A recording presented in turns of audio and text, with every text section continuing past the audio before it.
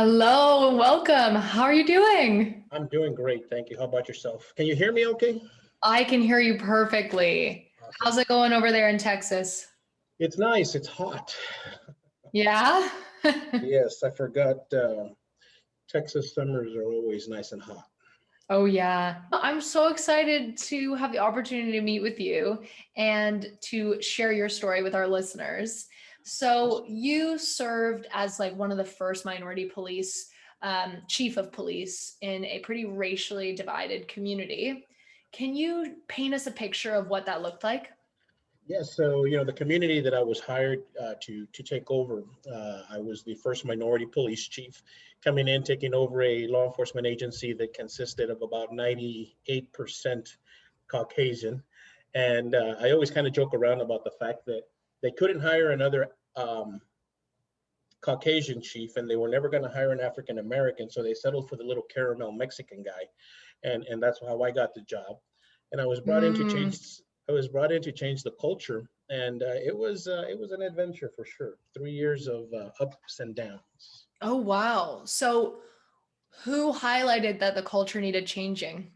So the funny thing is the city manager and the current mayor at the time, who just happened to be Caucasians, lifelong residents of that community, but Yeah. they were very progressive, and they wanted the community to grow and the city to grow, but they knew that they had to change the mindset of the entire community, the entire culture of the entire city, in order for that to happen. And one of the major issues they were having was with the police department. The police department was just kind of set in its ways, and this was back in 2014. So this was right about, not the start, because it's been going on forever, but it was right about the start. Just Ferguson had happened, and all this other stuff was starting to kick off. Baltimore had just occurred, the incident in Baltimore, and things were starting to get a little out of hand. So they were trying to put a cap on it before that community exploded. Wow. And this is in El Paso, Texas, right? No, no, no, no. This was in Marshall, Texas. So Marshall. Okay. El Paso is where I started my career, 20 years with the El Paso County Sheriff's Office, retired as the Chief Deputy of Law Enforcement, left that to become the chief in Ector County, was there for about a year, and then I went on to Marshall, Texas, which is in East Texas, borders Louisiana. Very racially divided community that played a very big role during the slavery times. They used to sell and trade slaves in the city hall, in the city square. Wow. My God. So for you getting this position, as a minority, you must have felt a great deal of pressure. At the time, at the time, I didn't look at it as pressure. I looked at it as a challenge, because I was in the prime of my career, and everything that I had learned and done at the El Paso County Sheriff's Office was progressive and moving forward in 21st century policing and this and that. And I felt like there wasn't anything I couldn't change. So when I went to that community, I went in there with not an ego, but I was very confident that I was going to be able to change the culture. Boy, was I in for a shock. Talk about my Yeah. own culture shock, right? And it didn't quite work out that way. It was kind of funny though, because the community was very accepting of the change. The community was. Um, And what was the percentage of the community? You said it was 98% Caucasian at the police force. right. What paint us a picture of the community? So I would have to say that the community was about 65% Caucasian, followed by African American, probably somewhere in the 25 range. Same thing with the Hispanics, and then a little bit of whatever made up Asian, and then everything else. So in reality, when you combined the minority groups, they were actually maybe 1 or 2% higher than the Caucasian group. The major difference was that the Caucasian group had always been in power. The Caucasian group had the money, the land, the businesses. So there was a big disparity in the economic status. Mm. And that was one of the things that really deflected the moving forward of the community. Wow. So I have read about police misconduct, and I wanted to make it a little bit more tangible for the listeners, just to break it down. Would you mind if I read off a definition and you can tell me if you have witnessed any of this? No, please go ahead. Okay. So police misconduct is assault, discrimination, disclosing of information, major cover-ups, or cover-ups in general, in my opinion, bribery, and fraud. Yeah, so when you get, by no means, and let me start off this by prefacing that law enforcement officers, 99% of us are actually good guys. We get into this business because we want to do the right thing. We want to serve our community. We want to help those that can't help themselves. Unfortunately, it's always the squeaky wheel that gets the noise. I mean, that gets the oil, excuse me, because it makes so much noise that's where it's focused on, right? But when you're the leader of an organization, you unfortunately get to see all that ugly stuff, all the ugly stuff, right? I mean, yes, have we been involved in disciplinary actions relating to everything you mentioned? Absolutely. Does it exist? Absolutely. But it exists in every career path. I mean, politicians, teachers with misconduct with, sexual relationships with students, politicians. I mean, it exists everywhere. So to kind of focus it in and just say it's a law enforcement issue, no. It's a big issue because it shouldn't be happening because we're held to a higher standard because we're the enforcers of the law, right? And I think that's what highlights it the most is that when it does happen, it's kind of like being hypocritical because here we are the enforcers, yet we're breaking the law. Yeah, like how do you police the police? Right, and we do have agencies that police the police. We have internal affairs within the department. Then you have, like for instance, in Texas, you have internal affairs. Then you have the Texas Rangers, and you have TCOL, which is the Texas Commission on Law Enforcement and Education, and basically they're the agency that regulates our licensing, our education, our training, and all of that stuff. So there is monitoring of the police. In Oklahoma. From 2018 to 2020, I was the executive director for the Council on Law Enforcement Education and Training. Basically, my job was to police the police. We enforce the licensing, the education, the standards, the training, and that was our job. Unfortunately, we were understaffed, under budget to look at every agency, in the state of Oklahoma. But like everything else, you have to put your priorities where your priorities are, Yeah. So of those that I just listed of police misconduct, which would you say is probably the most prevalent? I would honestly have to say probably the unnecessary use of force, um, uh, assault, and things like that. And the only reason is that a lot of the times when you're dealing with human emotions, your temper tends to flare up a little bit, And I think that's the biggest part, but I think we're doing a really good job of echoing that back because one of the main focuses in law enforcement right now is emotional intelligence, is working on emotional intelligence and hiring people with high emotional intelligence to avoid that. It's part of the 21st century policing model that's out there. And I think, like I said, I think that's the one. I mean, fraud is usually seen up in the higher levels of administration as far as your commanders, your chiefs and stuff like that, because they have access to the budgets and stuff. And even then that's hard to do because, it's usually done in smaller agencies. You see a lot of fraud because usually the chief is the budget coordinator, this and that. I mean, like in El Paso, I was the chief deputy, but I didn't have access to write checks. I didn't have access to cash.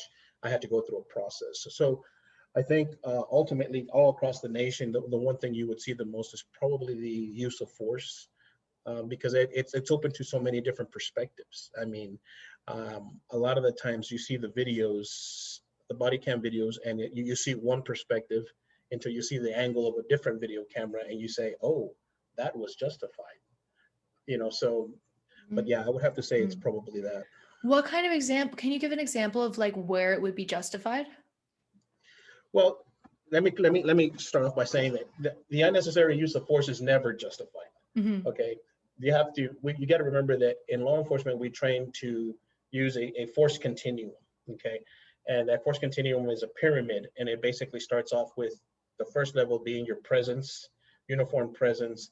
Then it escalates to verbal commands, and it escalates to non-lethal weapons, which would be like pepper spray. Then it goes into like impact weapons, which is like your baton, your taser, and then it finally escalates to the use of deadly force, right? So when you get into a situation, you have split-second decisions you have to make to decide which level of force you're going to use. But, Mm, one of the things that people don't understand is that when you're dealing with, let's say, somebody that's suffering from mental illness, yeah. okay, they're not, first of all, we're not trained to deal with mental illness. We may have a 40-hour block of education on how to talk to them and how to talk to them, but you've already come into a very hostile environment with this person who's having a mental episode. So how do you deal with this person? You show up, they're wielding a knife, they're making threats, you're trying to talk, they're not listening, there's people around. All of a sudden, he makes a quick movement towards you. What are you gonna do? Keep talking? Are you gonna fist fight Yeah. with a guy with a knife? Or are you gonna pull your gun? You're gonna pull a taser? And you got to Mm, remember the taser, while it's a very effective tool, you have to make sure that when you shoot that taser, that the two prongs actually connect in the body for it to be effective. mm. So when you've got all that adrenaline, you pull that taser and you shoot it, you may shoot the taser in a whole different direction. Okay. Okay, so you pull out your weapon, you shoot the person. Unfortunately, it becomes a deadly force incident. Now the community, everybody's shouting. The only thing they see is mental person having a mental episode. You should have done something different other than shoot him. Mm, Well, I went through my escalation levels. That was the only justifiable use of force that I had left. hmm. Now, don't get me wrong, there's some videos out there, and I think one of the most recent ones we saw was out in New York City where young individual takes off running and the officer shoots him in the back. Mm. Well, I mean, the threat is gone. The threat is evading you. Why are you going to shoot him in the back? Yeah. You've got the vehicle, you got the plates, you know Hmm. where he lives. Hmm. So would that be considered a justifiable shooting? Yeah. Absolutely not. So on that point, do you think the number of police shootings in the US is higher because of the legalization of guns increases like the probability of an armed citizen? I would not venture to say that. Okay. I would say that the accessibility of the number of weapons that are out there, you got to Mm, remember that, for instance, like now, I'm a private citizen. I'm retired, right? yeah. I own guns. I bought my guns legally, okay? But I go on vacation for a week and somebody breaks into my house and they steal the guns. Well, that person now has weapons that belong to somebody who bought them legally, and they stole my weapons and they go out there and use the weapons in a crime. Now, I think that that argument, I've heard that argument come back and forth, but in reality, it's going to sound hypocritical because a lot of the gun advocates say, well, we need the right to have guns to defend ourselves. Okay, well, how many mass shootings have we had in the United States where a good gun from a citizen has stopped the situation? So that Mm, argument is kind of invalid. It's like, well, where are all these good guns that should have stopped the incident from yeah. escalating? So that's nonsense. So you can't blame it on the gun. So I think what you blame it on is our fact that we have scaled back so much from our mental health um, treatments and mental health help that's out there, because we all, and it's going to sound kind of funny, but we all suffer from some kind of mental health, mental episode, mental illness. I mean, Mhm. depression. Sometimes you go into a depression. Your morale is down. That's affecting you mentally. And Absolutely. I think that one of the biggest things that we've done wrong is, and it's not something that law enforcement has done wrong, it's something that the legislators have done wrong, is because you've tied our hands. You expect us to do all of these things, but you don't give us the money for the education, the treatment of these people who have these mental illness. And how do you treat mental illness? Give it to the police, put the mental ill person inside a jail, medicate them, and then release them. Well, that didn't fix the problem. you know the use of illegal drugs, again, is also a mental illness issue. So I really don't want to blame it on the guns or the use of guns. I mean, it is a tool that's used to commit violence, but we have to figure out a way to keep the guns away from the bad guys. And that's where Mm, how do you do that? yeah. Yeah, I think it's been a journey. I've been, doing so much research, reading about, the gun laws and how it impacts all these mass shootings. But bringing it back, for you inside, and I hope you don't mind, this is a bit of a pivot here. going back to, being a minority in the police, what can you say you've witnessed, like, from the inside? Have you experienced discrimination yourself? When you weren't chief of police, you were still in law enforcement.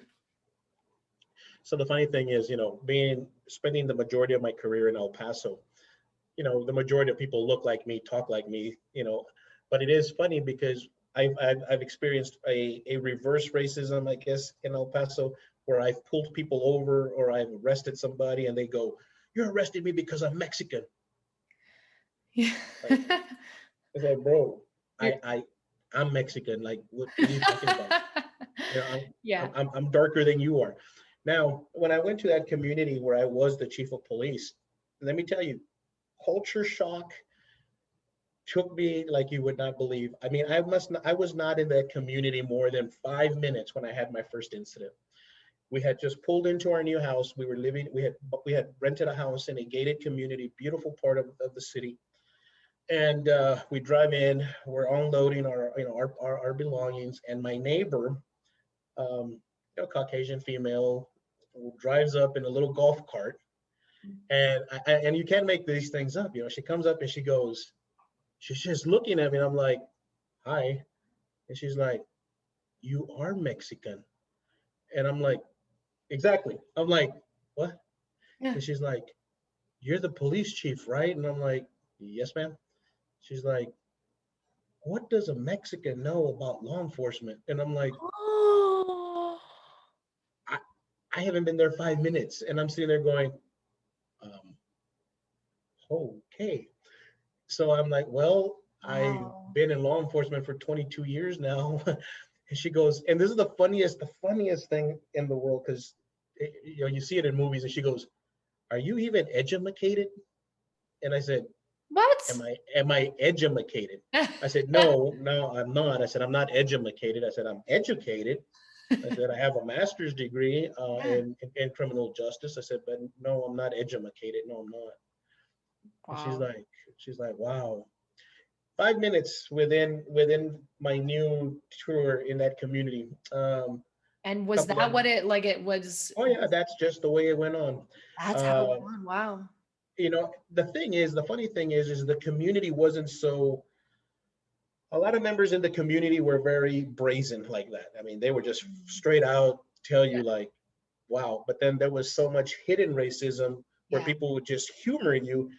Matter of fact, one person once told me, you know, matter of fact, they told me like this. They said, "Look, you may run the police department, but let me just tell you one thing. We can't stand the N-word. They're good for nothing. We tolerate you Mexicans because you guys know how to do landscaping and do good concrete. We run the show." Whoa. And I'm And sitting there what mentally going, unwell person was this one? well, the funny thing, this Oh mentally my unwell God. person happened to be one of the former city council members that had been ousted by the council members that had hired me, Wow. So they and ousted him because they highlighted a problem. So action well, was being taken. I think the community wanted change, and this gentleman had been there for years. I mean, and God. he was just a typical no, no, no, no, no person, and they got tired of that, and so they kind of ousted him. I don't know if it really ousted him for the racism part, Yeah. but my wife's a very beautiful lady. I don't know what the hell she's doing with me, but she dresses well. She's educated. She's an administrator in the schools. She went to Walmart down there to buy. We had just moved in. It was like maybe 2 days after we had gotten there. She was buying the groceries and all this stuff, and she goes to pay, and the lady at the register goes, "Dear, I'm sorry, but I'm going to ask you to go pay over at that machine, at that register over there, because we don't accept the EBT card. An EBT card is food stamps in Texas." Is your wife And also Mexican? Sorry. yes, yes, yes, she's very, Hispanic. They used to call her the Mexican Barbie, is what they used to call her down up there. And she was like, "Why am I paying with food stamps?"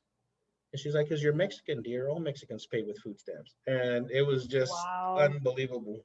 Wow. It was just unbelievable. Did it get Um, better? no, Oh my God.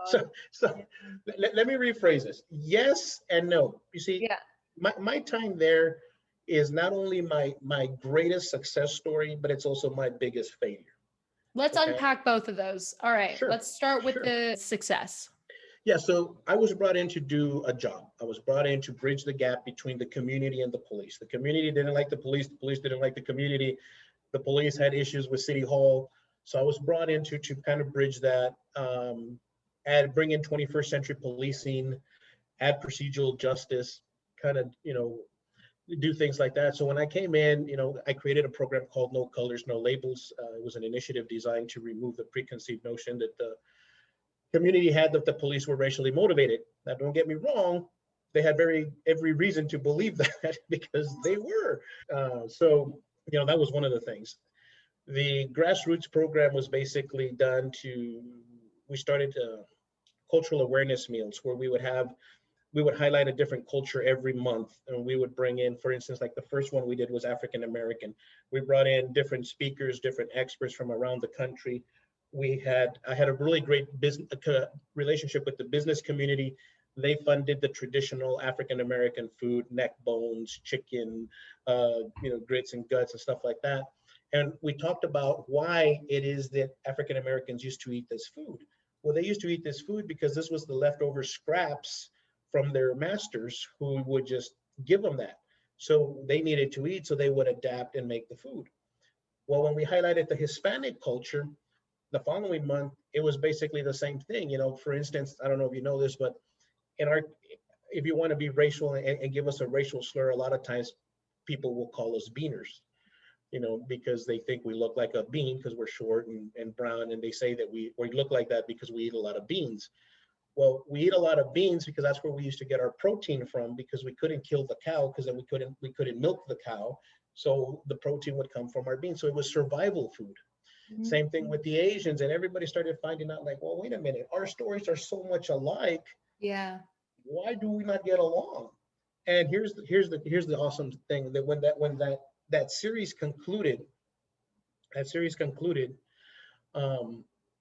we had a very rich white individual who was very well known to be very racial. And we had the NAACP president. What does NAACP? Would you? Oh my God! If you had not asked me, it's death by acronyms. Yes, the NAACP is it's the Black chapter support group, the National Alliance of Black People.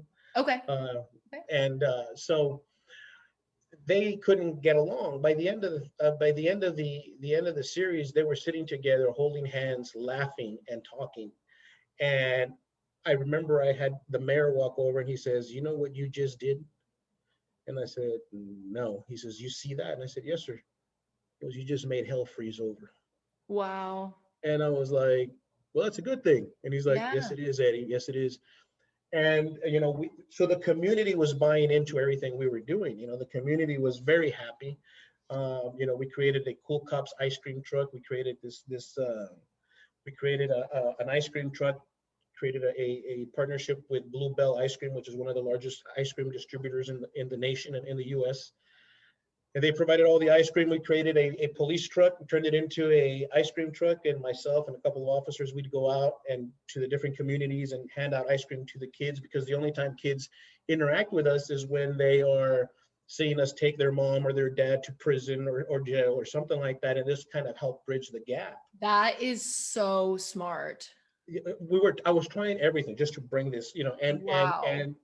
And in 2017, because of all the things that we had done like that I had created, I was actually awarded the NAACP Martin Luther King Humanitarian of the Year award in 2017.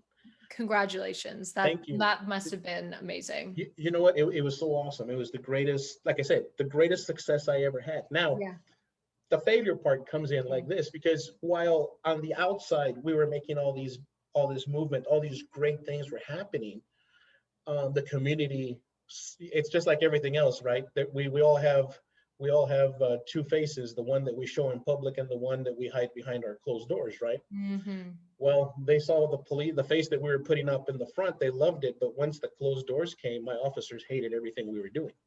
The officers did not because they didn't want to change. They didn't like this community-based policing. They didn't like, why do I have to go out and be nice to people? Because you're a public servant, man. That's your job, you know? It's like, well, why do I have to patrol the white community when all the problems is in the black community? No. So I said, okay, let's do this. I said, let's do this. Let's create. I didn't create it. It's a program called ComStat, and it's called predictive policing. So what we do is we throw up all the crimes that are taking place throughout the week, throughout the day, and we try to narrow to see where all the problems are. Well, we found out that the problems weren't in the minority communities; they were actually in the Caucasian communities, and it was the black areas and the Asian areas were being over policed, being harassed, over ticketed, oversighted, when the actual issues, the drugs, the break-ins, the robberies were taking place in different areas. So when we implemented that, they didn't like that because now they couldn't go out to, the rich part of town and treat Miss Betsy the way they would treat Jerome in the African American community. Mm. So they didn't like it. They didn't like the fact that I was holding them accountable. We didn't have an internal affairs section when I took over that agency, which is the internal affairs is basically the people that investigate the police internally. So if somebody has a complaint, they fill out a form, they file a report, and then internally we investigate that officer to see what they were doing. When I created it, I mean, it caused a nightmare, and then I implemented a new disciplinary matrix and things like that, and they just didn't like it. They didn't like it. They're like, you know what, you need to go. It's like you're upsetting the apple cart. You're Mexican. You should not know how to do all of this stuff. We need you gone.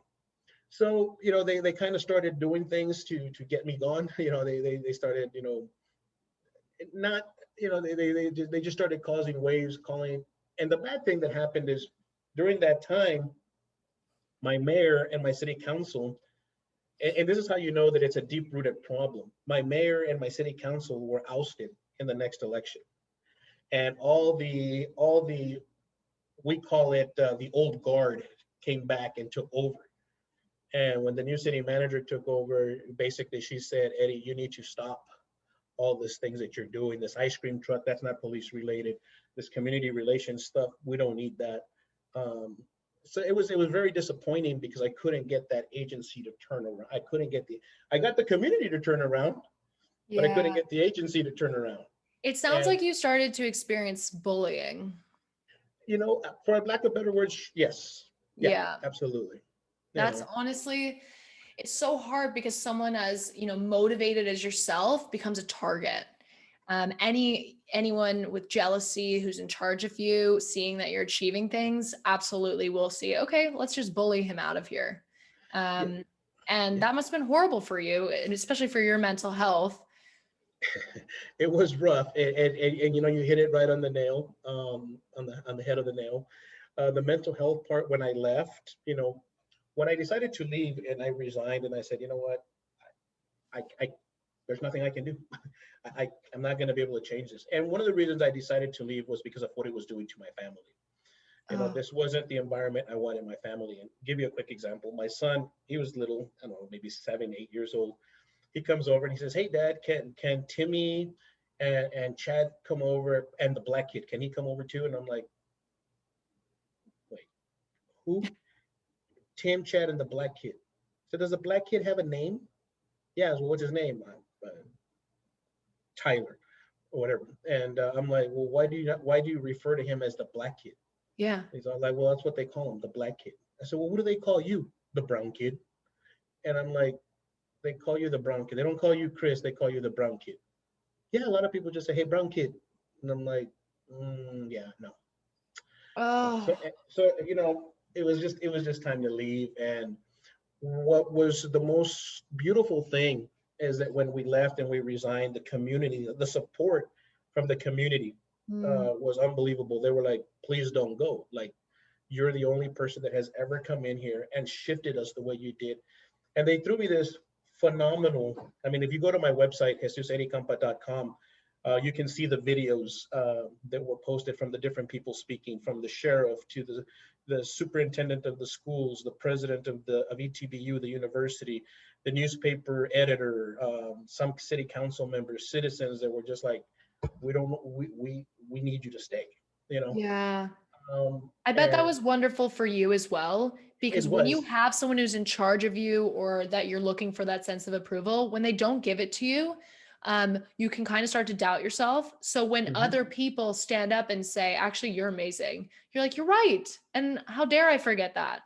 Well, you know, that was the hard part, and that's what I was trying to get to, is that the mental health part of it. Because I said, after that happened and we came home, I was like, how was everything that was so right? How did it go so wrong? Like how? Mm, And the doubt. It's like I did everything. Okay, you know, Paso, I did this, I did this, I went over there, I did the same thing. It worked, but it didn't work. And mhm. then I read books and I'm educated and I know how to do this. It didn't work. What did I do wrong? And I kept kicking myself as to what did I do wrong?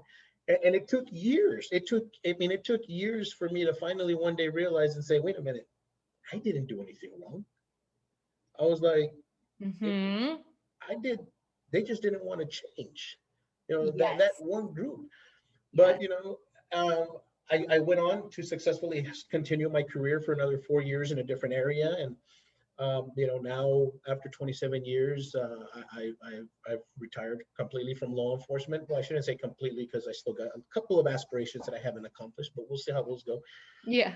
But you know, law enforcement is in a peculiar place right now. It needs a lot of support from the people, from the Mm, community, and really what people don't see is that there is a lot of us good guys trying to make a difference. We're yeah. just overshadowed by the bad guys. Yes. And on that note, what are your thoughts on the defund the police movement? So that's a very interesting topic. I don't agree with defunding the policing. I think what you need to do is you need to start changing the tone of saying defunding to reallocating. I think Mm, more people would be, because in reality, and I'll give you an example. When I was in El Paso as the chief deputy, we made all of our officers mental health peace officers. We brought in a group of individuals from the behavioral center to put on a 40-hour course to certify us as mental health practitioners. Not experts, because you can't be an expert in 40 hours. And we learned, but we had to take that money from our own budget. It wasn't like the county commissioner said, hey guys, here's $500,000 for you to get all of your officers certified. We mm, had to find that. So what happened? We had to do away with, hey, let's not buy 10 cars. Let's not hire 10 more officers. Let's not hire this. So we can put that class on, because you know nothing is free in life. yeah. So when you hear that, when you hear have people come in and say, well, defund the police and take the money from mental health away. What Mm, money from mental health? You yeah. never gave us money. Yeah, you guys did certified in mental health. Where'd you get that money from? From our existing budget. We took it and we did this. Now Yeah. there's some agencies. New York. New York has a psychiatric department attached to their police department. So when they're talking about defunding, they're talking about removing $4 million. Mm, Well, they're not really defunding it, because all they're doing is reallocating that psychiatric department, taking it out of the police department and putting it into community health. So you've reallocated that $4 million to the same service. So you didn't defund it, you reallocated it. And I mhm. think if they were to use that proper term, more people would be like, you're right. Police officers have no business in mental health. That's not our forte. You know, we don't have, you know, we're peacekeepers. We're there to enforce the laws and keep the peace. Yeah. But you give us all these hats to wear: counselors, mental health experts, doctors, attorneys. I mean, and you've given us so many things to do that we've lost our scope. So I think Mm, we need to narrow back our scope as to what it's to do, is to maintain the peace and order, yeah. and that's it. You know, So what do you think has been the greatest achievement that's come out of the Black Lives Matter movement? I think the biggest achievement is that we are finally starting to speak about the problems that we have. Mhm. Racism, you know, for many years we did a great job of we had racism, we had slavery, we abolished it, but we still had racism, and it kind of went underground. Mm-hmm. It wasn't as popular. Unfortunately, in 2016, we had a presidential person elected that basically opened the floodgates back over to making racism acceptable again. Mm. And we took so many steps back. And I think that what Black Lives Movement did, and I think that the most positive thing that they brought out is awareness. I hate to use this word because I'm not a real fan of it, but it woke up the community. It woke up Woke. woke. Yeah, got it. I hate using that word, but they did it. Yeah. And I think now, I think we've taken it from one extreme to the other, because the other day somebody says, I'm offended by Speedy Gonzalez, and I'm like, the little cartoon character? Yeah, because it depicts Mexicans in a bad light. I love Speedy Gonzalez. I want to be depicted like Speedy Gonzalez. I'm short. I'm not fast like Speedy, but I like drinking tequila and I like Mexican music. What the hell's wrong with that? So I think we've taken it to one extreme. But if anything, it's the fact that it's woken up, the African American community, the minority communities, that we got to go out and vote. We got to go out, and if we want to make change, we have to follow the spirit of Martin Luther King, and go out there and actively, peacefully Yeah. make change. And that's the key word, is peacefully. And if you really look at it, the creators of Black Lives Matter, they are a peaceful entity. Mm-hmm. It's like everything else. You're going to have your extremists. Now, unfortunately, is it safe to say that maybe those extremists were needed? I don't know. Mm-hmm. There has been a lot of attention with Black Lives Matter. What is the relationship for Hispanics with law enforcement? I think that for the most part, Hispanics and law enforcement seem to be okay, but I'm going to be very honest with you. I'll tell you the truth. When I was in Oklahoma, I would drive 750 miles one way on the weekend to come see my family, because I left my family in El Paso. So you're looking at 1,500 miles round trip. I had to drive not only through Oklahoma, but through a lot of backwoods in Oklahoma and a lot of backwoods in Texas.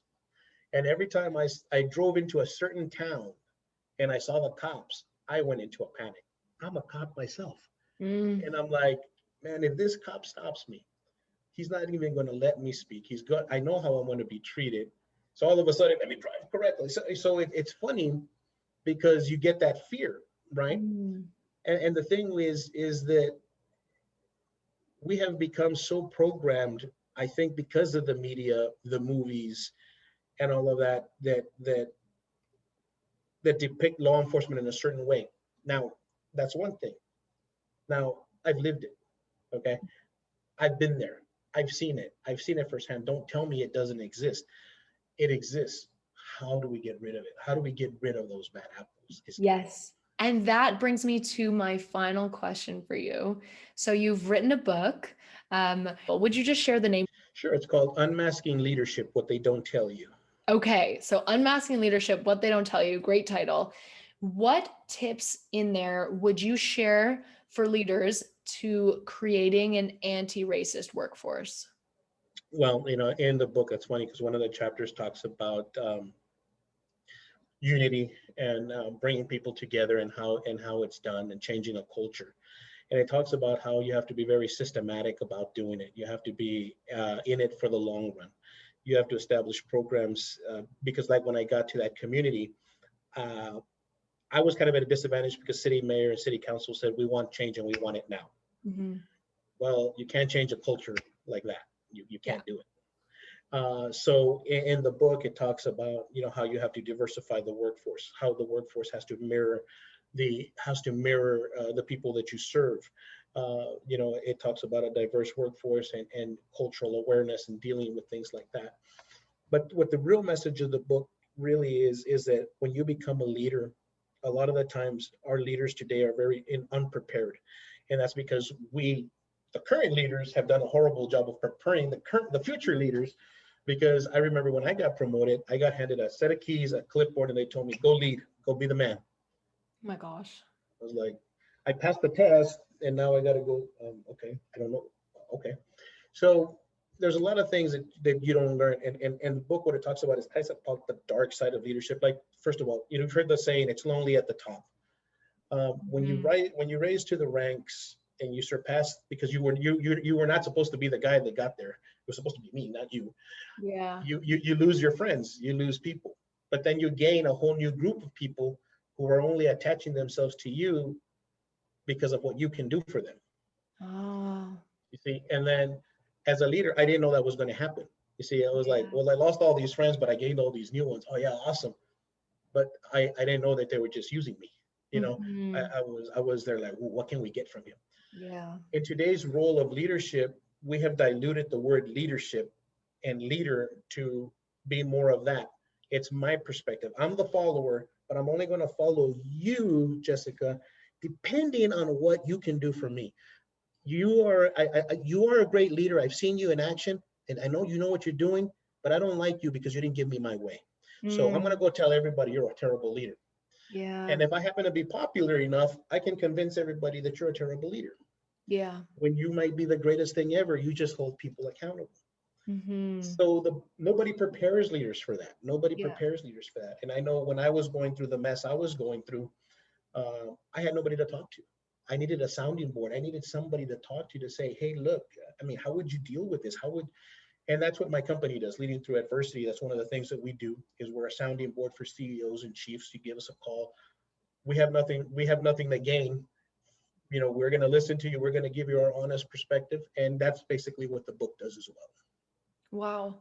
I think that's so wonderful because for you, that was born out of passion and purpose because you needed something like that. You know, and one of the chapters, my favorite chapter, it's called "You're Gonna Piss People Off, and it's Hmm. okay, and it's okay." Yeah. Um, because today's leaders, we live in a cancel culture that everybody's so afraid to say anything or do anything because I don't want to get fired. Well, you know what, bro? Welcome to leadership.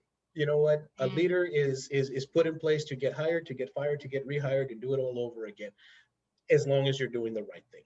Yeah.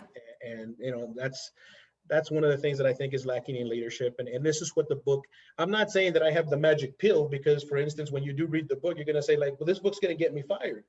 No, Yeah.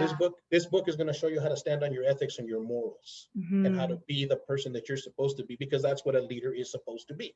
Yeah. Ethical, moral, and accountable, not Mhm. whatever you think it is. Yeah. Well, thank you so much for coming on and sharing your story with us. I think it's been really insightful to, see it from the inside, because we hear all the stories from, the victims of, the assaults and everything, but to actually hear it from someone from the inside is super helpful. So thank you so much for coming on. Awesome. My pleasure. Thank you for having me on. Yes, and we'll say goodbye there. Bye now. Have a good one. Thank you.